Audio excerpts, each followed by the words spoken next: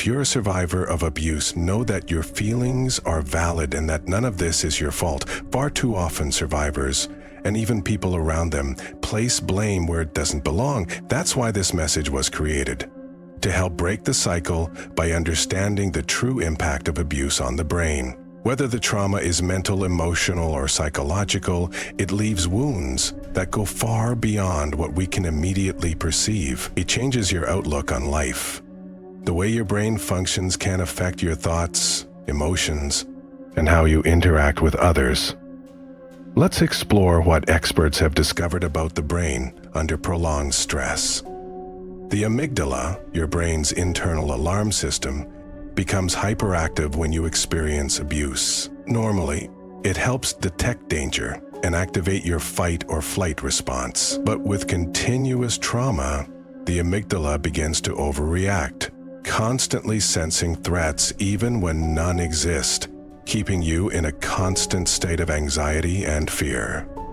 Meanwhile, the prefrontal cortex, the part of the brain responsible for regulating decisions and emotions, becomes less active. This imbalance leaves you highly alert, but with little ability to calm yourself, leading to symptoms like chronic anxiety, being easily startled, difficulty concentrating, and memory issues. Chronic stress from abuse can also shrink the hippocampus, which plays a major role in memory and learning. As a result, survivors may have fragmented or blurry memories.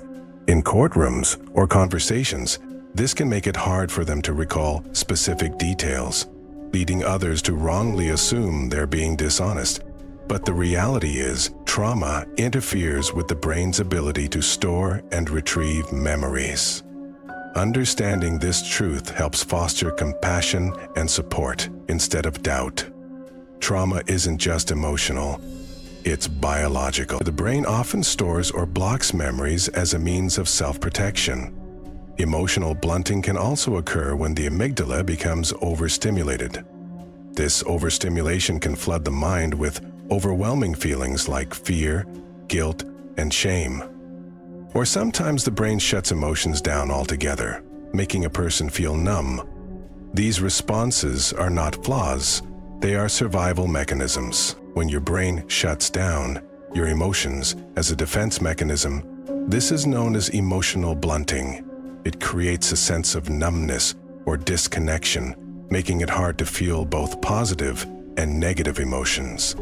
While this numbing can help during periods of abuse by offering a kind of temporary relief, many survivors struggle to turn their emotional capacity back on, even after the abuse ends. If you've experienced this and find it difficult to connect with your emotions, please know you're not alone. Healing is possible, and it's perfectly okay to seek help when you're ready.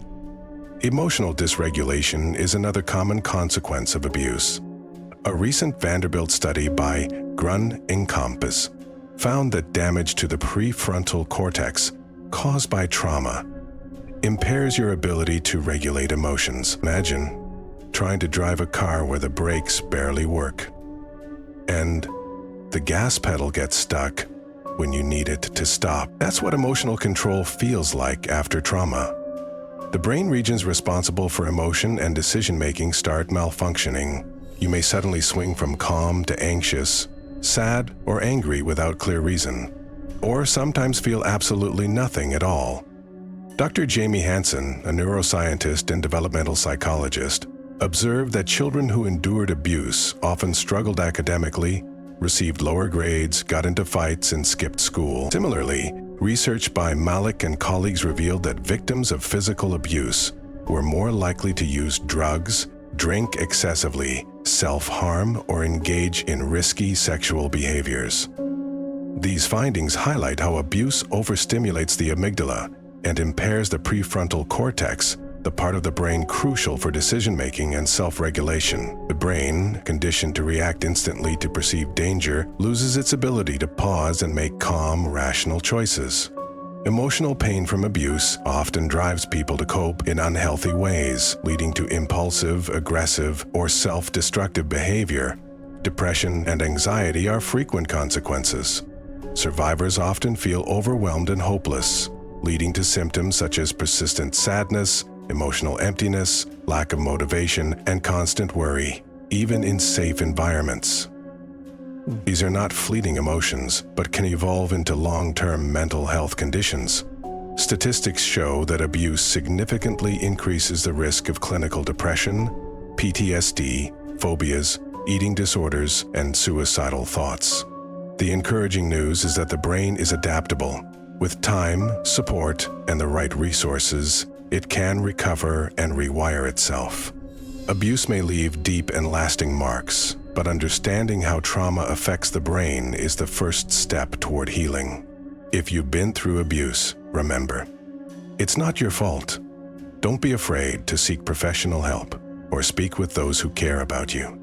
And as a society, we must ask ourselves, how can we better support those living with the hidden effects of trauma? If you found this content helpful, consider sharing your thoughts and stories in the comments. Don't forget to like, subscribe, and share to support more impactful content.